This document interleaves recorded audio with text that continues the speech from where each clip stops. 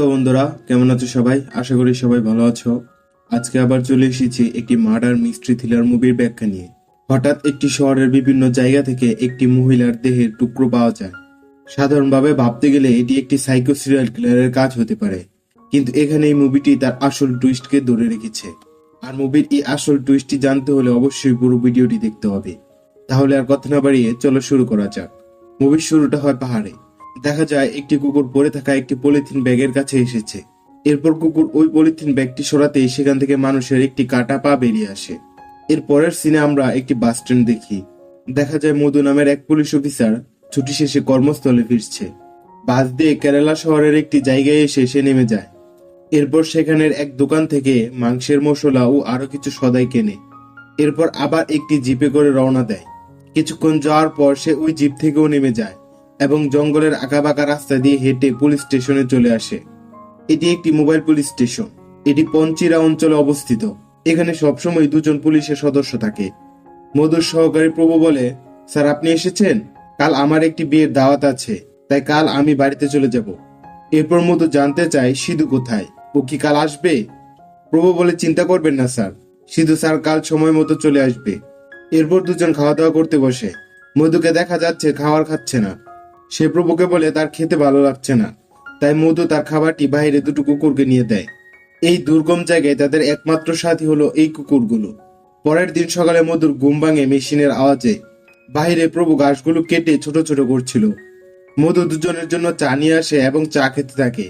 তখনই মধু দেখে সেখানে তিনজন চলে আসছে। মধু তাদেরকে বলে, এটা পুলিশের এরিয়া, এখানে আপনারা ঢুকতে পারবেন না। তখনই একটি ছেলে বলে, স্যার অনেক আগে আমার বাবা এখানেই চাকরি করত, তাই আমরা এই জায়গাটি একটু ঘুরে দেখতে এসেছি। একটু ঘুরেই আমরা এখান থেকে চলে যাব। তখন সাথে আরেকটি ছেলে বলে, মা আমার চাবিটি মনে হয় পিছনে ফেলে এসেছি। তখন ওই ছেলেটি চাবি খুঁজতে চলে যায়, আর অন্য ছেলেটি মাকে নিয়ে জায়গাটি দেখতে থাকে। কিছুক্ষণ পর সেখানে টাওয়ারে থাকা একটি ফ্যান ঘুরতে থাকে। এটা দেখে মধু বুঝতে পারে কিছুক্ষণের মধ্যে এখানে জ্বর উঠবে আর সাথে বজ্রপাত হবে। মধু ওই মহিলাটিকে বলে ভিতরে যেতে, কারণ কিছুক্ষণের মধ্যে এখানে বজ্রপাত সহ বৃষ্টি শুরু হবে। মহিলাটি বলে, আমার ছেলে এখনো নিচে। মধু বলে, আগে আপনি যান, সেও চলে আসবে। ভিতরে ঢুকে মধু মহিলাকে প্রশ্ন করে, আপনার স্বামী এখানে কত বছর আগে চাকরি করত? মহিলাটি বলে, প্রায় 25 বছর আগে, এবং এখানের আবহাওয়ার অবস্থা সবসময় তাকে জানাতো। তখনই সেখানে একটি বিকট বজ্রপাত হয়।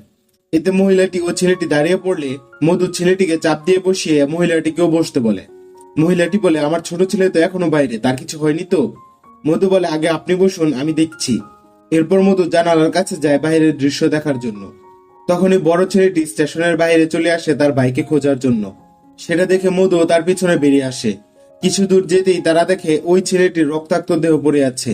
দেখেই বোঝা যাচ্ছে যে বজ্রপাতে মৃত্যু হয়েছে তার। এর মাঝে মহিলাটিও চলে আসে এবং ছেলের এই অবস্থা দেখে মহিলাটি কান্না করতে শুরু করে। এরপর ঝড় বৃষ্টি থামলে একটি অ্যাম্বুলেন্স এসে ছেলেটির লাশ সহ সবাইকে নিয়ে যায়। এই ঘটনাটি তাদের দুজনের মাঝে বেশ প্রভাব ফেলে। পরবর্তী দিন সকালে প্রভু তার বাড়িতে যাওয়ার জন্য বেরিয়ে পড়ে। মধুকে বলে, স্যার আমি চলে যাচ্ছি, আর কিছুক্ষণের মধ্যেই সিধু স্যার চলে আসবেন। এর ঠিক কিছুক্ষণ পরে সিধু চলে আসে। সিধু আর মধু ছিল ছোটবেলাকার বন্ধু। তারা একসাথেই বড় হয়েছে। গতকালের খাবারটা নিরামিষ হয় মধু সেটা খেতে পারেনি, তাই আজ সে তার সাথে নিয়ে আসা মাংস বের করে রান্না করার জন্য। এরপর মধু দুজনের জন্য হালকা নাস্তার ব্যবস্থা করে। মধু আর সিধু গল্প করতে থাকে আর সাথে ড্রিঙ্কস করতে থাকে। এই সময় মধু জানায় তার বিয়ে ঠিক হয়ে গেছে। সে মোবাইলে পাত্রীর ছবিও দেখায় মধুকে। মধু নাস্তা মুখে দিতে বমি করতে করতে বাইরে চলে যায়। সিধু কি হলো জানতে চাইলে মধু বলে, গতকাল এখানে বজ্রপাতে এক ছেলে মারা গেছে। তার পুরো মুখটা মনে করতেই মধুর বমি চলে এসেছিল। এরপর নাস্তা শেষ করে তারা সেখানের অ্যান্টিনা ঠিক করতে চলে যায়। সিধু বলে, অ্যান্টিনা ঠিক করে আমি গোসল করতে যাব। গোসল শেষ করে এসে দুপুরের খাবার খাবো। এর কিছুক্ষণ পর গোসল শেষ করে এসে তারা খেতে বসে যায়। সিধু বলে, গরুর মাংসটা তো ভালো রান্না করেছিস, তুই খাচ্ছিস না কেন? মধু বলে, আমার পেটটা খারাপ, আমি শুধু কলাই খাবো, তুই খা। এখানে মধুর মাংস না খাওয়ার পিছনে একটি রহস্য রয়েছে, যা জানতে হলে অবশ্যই পুরো ভিডিওটি দেখতে হবে। খাবার শেষে সিধু বাইরে এসে কথা বলার সময় দূরে কিছু দেখতে পায়। এরপর ভিতর থেকে দূরবীন নিয়ে এসে তা মজা করে দেখতে থাকে। সিধু যখন দূরবীন নিয়ে আসছিল মধু তাকে দেখে ফেলেছিল এবং তার পিছন পিছন এসে দেখে সিধু এইসব দূরবীন দিয়ে দেখছে। এরপর মধু ওই ছেলে মেয়েদের কাছে যায় এবং বলে, এটা পুলিশের এরিয়া, এখানে তোমরা কি করছো? তোমরা এখান থেকে বাসায় গিয়ে যা করার করো। মেয়েটি রেগে বলে, আমরা এখানে ঘুরতে এসেছি, ঘোরা শেষ হলে এখান থেকে চলে যাব, তাতে আপনার সমস্যা কি? তখন মধু রেগে বলে, আমার অনেক সমস্যা, তোরা এখান থেকে চলে যা, নইলে তোদেরকে মারধর করে এখান থেকে বের করব। তখন তারা ভয় পেয়ে সেখান থেকে চলে যায়। এরপর সিধু বলে, তোর কি সমস্যা ভাই? ভালোই তো দেখে সময় কাটাচ্ছিলাম। তখন মধু বলে, তোর তো 2 দিন পর বিয়ে হয়ে যাবে, তখন বউকে দেখে সময় কাটাস? এখানে আমরা বুঝতে পারি যে সিধুর ক্যারেক্টারের একটু সমস্যা রয়েছে। এসব বলতে বলতে তারা যখন চলে আসছিল, তখন তারা খেয়াল করে নিচে একটি পুলিশের গাড়ি তাদের স্টেশনের দিকে আসছে। তারা বুঝতে পারে তাদের কোনো সিনিয়র অফিসার আসছে। তাই তারা স্টেশনে গিয়ে সব পরিষ্কার করে নিজেদের পোশাক আশাক পরে আবার রেডি হয়ে যায়। কিছুক্ষণের মধ্যে গাড়িটি তাদের স্টেশনে চলে আসে। দেখা যায় এসআই ও কিছু অফিসার এসেছে। এসআই এর হাবভাব দেখে বোঝা যায় সে প্রচন্ড রেগে আছে। এরপরই এসআই কাউকে ফোন করে গালাগাল করতে থাকে। অন্যদিকে মধু সবার জন্য লেবুর শরবত বানাতে চলে যায়। মধু যখন 1 গ্লাস শরবত ড্রাইভারকে দিতে যায়, তখন ড্রাইভার বলে এসআই এর স্ত্রী তার ড্রাইভারের সাথে পালিয়ে গেছে, তাই এসআই এর মেজাজ আজ এত খারাপ। এটা শুনে মধু কিছুই বলে না। অন্যদিকে বাকি অফিসাররা যখন খোঁজ গল্পে মেতে উঠেছে, তখনই হঠাৎ এসআই এর কাছে একটি ফোন আসে। এরপরই এসআই বেশ উত্তেজিত হয়ে পড়ে এবং সবাইকে নিয়ে দ্রুত সেখান থেকে বেরিয়ে পড়ে। এরপর মধুরা যখন কার্ড খেলছিল, তখন তাদের ওয়াকিটকিতে পাশের স্টেশন থেকে একটি খবর প্রচারিত হয়। মিলকুরু নামক এক স্টেশনের কাছে এক মহিলার একটি কাটা হাত পাওয়া গিয়েছে। যেহেতু ওই বডির বাকি টুকরোগুলো এখনো পাওয়া যায়নি, তাই বাকি স্টেশনদের অ্যালার্ট থাকতে বলা হয়। অন্যদিকে ঘটনাস্থল ডিএসপি পরিদর্শন করতে আসে। ফরেন্সিক অফিসার জানায় এই মহিলাকে 2 দিন আগে মারা হয়েছে এবং খুব ধারালো কিছু দিয়ে তার বডির টুকরো করা হয়েছে। আর পুলিশ যাতে খুনির হাতের ছাপ না পায়, তাই ভিকটিমের বডির চামড়াও ছিলে ফেলা হয়েছে। এরপর ডিএসপি এসআই কে নির্দেশ দেয় দ্রুত বডির বাকি অংশগুলো খুঁজে বের করতে। সিন শিফট হয় মধুদের স্টেশনে। দেখা যায় সিধু খাবার খেতে বসেছে। তখন ওয়াকিটকিতে প্রচার হয় যে পঞ্চিরার আশেপাশের এলাকায় ওই মহিলার বডির আরো 2টি টুকরো পুলিশরা খুঁজে পেয়েছে। খবরটা সিধুর খাওয়ার রুচি একদম নষ্ট করে দেয়। তাই সে খাবারটা বাইরে কুকুরদের দিতে যায়। সে দেখে কুকুরগুলো একটু দূরে মাটি খুঁড়ছে কিছু বের করার জন্য। সিধু সেখানে গিয়ে দেখে মাটিতে মানুষের একটি হাত পুঁতে রাখা রয়েছে। সিধু এটা দেখে ভয় পেয়ে যায়। এরপর পাশের ছায়ায় দেখে মধু তাকে গান পয়েন্ট করে রেখেছে।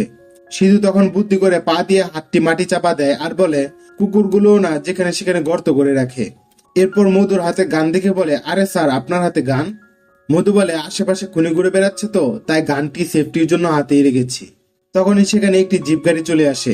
আর এই জিপ গাড়ি দিয়ে তাদের জন্য খাবারের পানি আনা হয়, কারণ সমুদ্র পৃষ্ঠের প্রায় 1500 ফুট উপরে তারা পানি পাবে কোথায়। তখন সিধু মধুকে বলে, স্যার, আমার প্রকৃতির ডাক এসেছে, আমি বাথরুমে গেলাম। এটা বলেই সিধু বাথরুমে চলে আসে। বাথরুমে বসে সিধু ভাবতে থাকে এই খুনটা মনে হয় মধুই করেছে। আরো ভাবতে থাকে যে যত জলদি সম্ভব এটা বাকিদেরকেও জানাতে হবে। অন্যদিকে মধু বুঝে যায় যে সিধু সবকিছু জেনে গেছে, তাই সে সিধুকে চোখে চোখে রাখতে শুরু করে। এরপর সিধু বাথরুম থেকে বেরিয়ে তার ফোনটা চার্জে রেখে সেখানেই বসে পড়ে। মধু তখন সিধুকে বলে, চল আমরা কাঠ খেলি। সিধু বলে, আমার এখন ভালো লাগছে না, পেটটাও যেন কেমন করছে। তখন মধু তার বন্দুকটা বের করে টেবিলে রেখে বলে, তুই বললে তো আমি খেলতে আসি, তাই এখন তোকেও আসতে হবে। সিধু ভয় পেয়ে কাঠ খেলতে চলে আসে। তারা যখন খেলছিল তখন তাদের ইলেকট্রিসিটির সমস্যা দেওয়ায় সিধু বলে, আমি জেনারেটরটি চালু করে আসছি। বেরোনোর সময় সিধু চালাকি করে তার মোবাইলটি সাথে নেয়। তখনই মধু পিছন ফিরে দেখে সেখানে মোবাইলটি নেই। মধুর সন্দেহ হয় সিধু সবাইকে বলে দেবে, তাই মধু বেরিয়ে সিধুর কাছে গিয়ে বলে, তোর মোবাইলটা দে তো, আমার মোবাইলের ব্যালেন্স শেষ হয়ে গেছে, আমার একটি ইমার্জেন্সি ফোন করতে হবে। সিধু তাকে মোবাইলটা দিলে মধু মোবাইল থেকে সিমটি বের করে ফেলে এবং পাথরের সাথে ঘষে সিমটি নষ্ট করে ফেলে। এরপর সিমটি আবার মোবাইলে আগের মতো লাগিয়ে ফেলে। সিধু সেখানে আসলে মধু বলে, তোর মোবাইলে কি হয়েছে রে, তোর মোবাইলে তো নেটওয়ার্কই নেই, আমি ইমার্জেন্সি ফোনটাই করতে পারলাম না। সিধুও তখন মোবাইলটা চেক করতে থাকে সত্যি মোবাইলে নেটওয়ার্ক আছে কিনা। এরপর সিধু ভেতরে এসে একটি বই পড়তে শুরু করে। আর মধু খেয়াল করে আরো কিছু লোক এসেছে তাদের রেস্ট্রিক্টেড এরিয়ায়। এরপর মধু বেরিয়ে পড়ে তাদেরকে তাড়ানোর জন্য। তখনই সিধুকে দেখা যায় ওয়াকিটকির মাধ্যমে কন্ট্রোল রুমের সাথে যোগাযোগ করার চেষ্টা করছে। সে বলে যে তাদের স্টেশনের পাশে ওই মহিলাটির একটি কাটা হাত পাওয়া গেছে আর এই স্টেশনের একজন এর সাথে জড়িত। তখন সে খেয়াল করে যে ওয়াকিটকিটা সেখানে নেই। আসলে মধুই চালাকি করে সেটা তার সাথে নিয়ে গিয়েছিল, যাতে সিধু কাউকে কিছু জানাতে চাইলে সেও শুনতে পারে। আর সে যেটা ভেবেছিল ঠিক সেটাই হলো।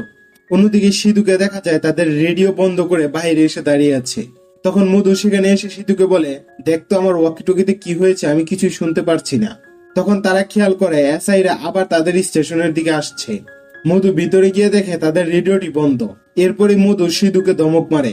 এর কিছুক্ষণ পরে এসআই সেখানে চলে আসে। আমরা সিধুকে সেখানে দেখতে পাই না। এসআই মধুকে বলে, তোমার সাথের অফিসার কোথায়? তখন মধু বলে সে নিচে গেছে পানি আনতে। এরপর এসআই বাইরে বের হয় প্রস্রাব করার জন্য। তখন মধু এসে বলে, স্যার কাল ওখানে আমি একটি বিষধর সাপ দেখতে পেয়েছিলাম, ওখানে করবেন না। এরপর এসআই সেখান থেকে চলে যায়। তখনই আমরা দেখি মধু সিধুকে সেখানে হাত পা মুখ বেঁধে রেখেছে। এর কিছুক্ষণ পর যখন এসআইরা সেখান থেকে চলে যায়, তখন মধু গিয়ে সিধুর সকল বাঁধন খুলে দেয়। এরপরে সিধু মধুকে ধাক্কা দিয়ে সেখান থেকে পালানোর চেষ্টা করে। মধু তার পিছন পিছন দৌড়তে শুরু করে। কিছুক্ষণ দৌড়ানোর পর মধু সিধুকে ধরে ফেলে। এখানে তাদের মাঝে দস্তাদস্তি হয়। এক সময় মধু সিধুকে গান পয়েন্ট করে ফেলে। অন্যদিকে আমরা দেখতে পাই ডিএসপিরা ওই মহিলার ফোন থেকে বেশ কিছু গুরুত্বপূর্ণ তথ্য পেয়ে গেছে। তখন এক এসআই তাকে জানায় যে মহিলাটি খুন হয়েছে তার নাম অমৃতা। সে একজন স্কুল শিক্ষিকা ছিলেন, আর তার স্বামী হলো পঞ্চিরা স্টেশনের অফিসার মধুমান্না। তাছাড়া তাদের কথোপকথন থেকে বোঝা যাচ্ছে তাদের মাঝে দাম্পত্য জীবন নিয়ে কোলাহল চলছিল। সিন আবার চলে যায় মধুদের কাছে। দেখা যায় তারা টেবিলের দুপাশে দুজন বসে আছে। এখানে সিধু জানতে চায় বাহিরে ওই কাটা হাতটি কোথা থেকে এসেছে। এর উত্তরে মধু বলে, আমি কাউকেই খুন করিনি, এবং এও বলে যে ওই কাটা হাতটি তার স্ত্রী অমৃতার। এটা শুনে সিধু বেশ চমকে যায়। তখন মধু বলে, অমৃতার সাথে তার বিয়ে হওয়ার পর সে খেয়াল করে তার সেক্সুয়াল প্রবলেম রয়েছে, তার মেশিনটি স্টার্ট হতো না। এর জন্য সে অনেক ডাক্তারও দেখিয়েছে, কিন্তু সে কিছুতেই তার পুরুষত্বহীনতা দূর করতে পারছিল না। আর যার ফলস্বরূপ তার স্ত্রী অমৃতা পরকীয়াতে জড়িয়ে পড়ে। মধু এইসব সবকিছুই জানতো, কিন্তু অমৃতার কথা চিন্তা করে তাকে কিছুই বলতো না। কিন্তু একদিন ঘটলো এক ভয়ানক ঘটনা। ছুটিতে মধু বাসায় ফিরে দেখে অমৃতা আত্মহত্যা করেছে। স্ত্রীর মৃত্যুতে ভীষণভাবে ভেঙে পড়ে মধু। সেদিন সে অমৃতার লেখা একটি সুইসাইড নোটও পায়, যাতে লেখা ছিল, আমি একটি ভুল করে ফেলেছি, আমি প্রেগনেন্ট, আমি তোমাকে অনেক কষ্টও দিয়েছি, আমাকে ক্ষমা করে দিও, আমি তোমাকে আর ঠকাতে পারবো না। এই বিষয়টা মধুকে আরো কষ্ট দেয় সেদিন, কারণ যার দ্বারা অমৃতা প্রেগনেন্ট হয়েছে সে হয়তো তার সাথে বিশ্বাসঘাতকতা করেছে। এরপর মধু অমৃতার ফোন ঘেটে ওই লোকটি সম্পর্কে জেনে যায় যে বিশ্বাসঘাতকতা করেছে, এবং তার থেকে বদলা নেওয়ার জন্য মধু তার মৃত স্ত্রীকে একটি ধারালো অস্ত্র দিয়ে টুকরো টুকরো করে কেটে ফেলে। সে সবগুলো টুকরো বিভিন্ন জায়গায় ফেলে দিলেও একটি টুকরো রেখে দেয়। এইসব শুনে সিধু জানতে চায় মধু ওই বিশ্বাসঘাতক ওই টুকরো দিয়ে ঠিক কি করেছে। তখন মধু বলে, আমার স্ত্রীর সাথে যে বিশ্বাসঘাতকতা করেছে আমি তাকে আমার স্ত্রীর মাংসই খেতে দিয়েছি। তখনই সিধু বমি করতে শুরু করে, আর মধুকে দেখা যায় সিধুকে গান পয়েন্ট করে ফেলে। আর এর জন্যই মুভির শুরুতে মধু গরুর মাংস খায়নি, কারণ সেটা ছিল তার স্ত্রীর মাংস। সিন আবারও চলে যায় ডিএসপির অফিসে। ডিএসপির কাছে অমৃতার ফোন নিয়ে আসা হয়। সেখান থেকে জানা যায় পঞ্চিরা স্টেশনের আরেক অফিসার সিধুর সাথে অমৃতার অ্যাফেয়ার ছিল, এবং অমৃতা প্রেগনেন্ট হয়ে গেলে সিধু সেটা অস্বীকারও করে। এতে পুলিশ ধারণা করে সিধুই হয়তো অমৃতাকে খুন করেছে। এরপর এসআইরা পঞ্চিরা স্টেশনের উদ্দেশ্যে রওনা দেয়। অন্যদিকে মধু সিধুকে বাহিরে কাটা তারের সাথে বেঁধে রাখে। আসলে মধুর প্ল্যান ছিল জ্বরে তারের সাথে টাওয়ারে বজ্রপাত হলে সিধু বিদ্যুৎ স্পৃষ্ট হয়ে মারা যাবে। সিধু তখন বলছিল, আমাকে এভাবে মেরো না, আমাকে ক্ষমা করে দাও। মধু বলে, তোকে তো মরতেই হবে, তুই আমার স্ত্রীর সাথে বিশ্বাসঘাতকতা করেছিস, যার জন্য সে আত্মহত্যা করেছে। অন্যদিকে এসআইদের গাড়িটি দেখা যায় ধীরে ধীরে এগোচ্ছে, কিন্তু অতিরিক্ত বৃষ্টি ও বজ্রপাতের কারণে তারা এক জায়গায় থেমে যায়। একটু পর তারা দেখে মধু ঝড় বৃষ্টিতে দৌড়ে গাড়িটির দিকে আসছে। মধু সবাইকে বলতে থাকে যে তাকে বাঁচাও, তাকে বাঁচাও, সিধুর উপর বজ্রপাত হয়েছে। এরপর তারা স্টেশনের সামনে চলে আসে। তারা এগিয়ে গিয়ে দেখে সিধু বিদ্যুৎ স্পৃষ্ট হয়ে মরে পড়ে যাচ্ছে। এরপর সকালবেলা এসআই এসে মধুকে বলে, তোমার ওপর অনেক দখল গেছে, যাও বাসায় গিয়ে রেস্ট নাও। মধু ভিতর থেকে তার জিনিসপত্র নিতে গেলে এসআই দেখে মধুর শার্টটি পিছন দিকে ছেঁড়া রয়েছে। এরপর এসআই সিধুর লাশের কাছে গিয়ে দেখে কাটা তারের বেড়ায় মধুর শার্টের ছেঁড়া কাপড়টি লেগে রয়েছে। এসআই এর এতে একটু সন্দেহ হয়। সে ওই ছেঁড়া টুকরোটি হাতে নিয়ে মধুর দিকে যেতে থাকে। অন্যদিকে মধু তার জিনিসপত্র নিয়ে বাসার উদ্দেশ্যে বেরিয়ে পড়ে। তখন এসআই এর কাছে ডিএসপি ফোন করলে এসআই বলে, এখানে গতকাল একটি বজ্রপাতে আমাদের সাসপেক্ট কাম অফিসার সিধু মারা গেছে, এবং এখানে আমরা সন্দেহজনক কিছুই পাইনি। এটা বলে মধুর শার্টের ছেঁড়া টুকরোটি ফেলে দেয়। আর এখানেই মুভিটি শেষ হয়ে যায়।